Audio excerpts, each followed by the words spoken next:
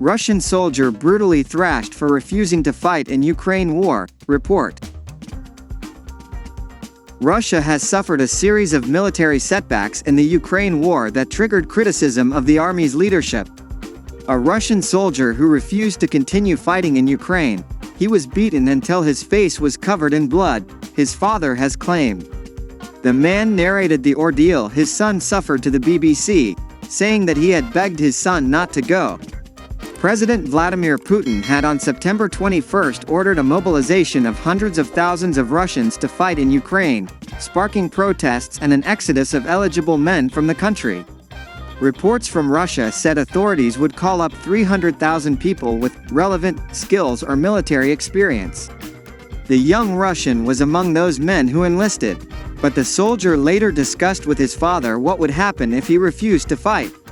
It was a difficult decision for him to take. I told him, better to take it. This is not our war.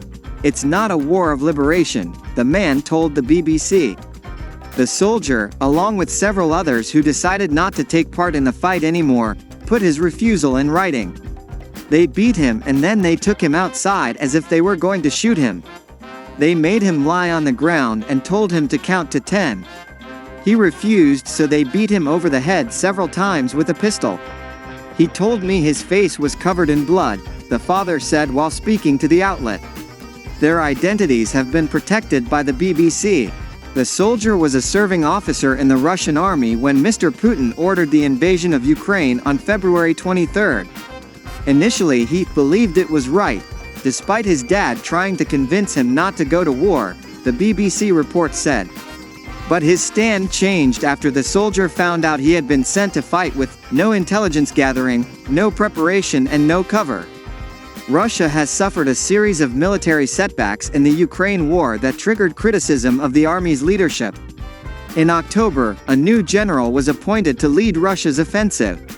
Russian forces were driven out of much of the northeastern Kharkiv region in early September by a Ukrainian counter-offensive that allowed Kyiv to retake thousands of square kilometers of territory.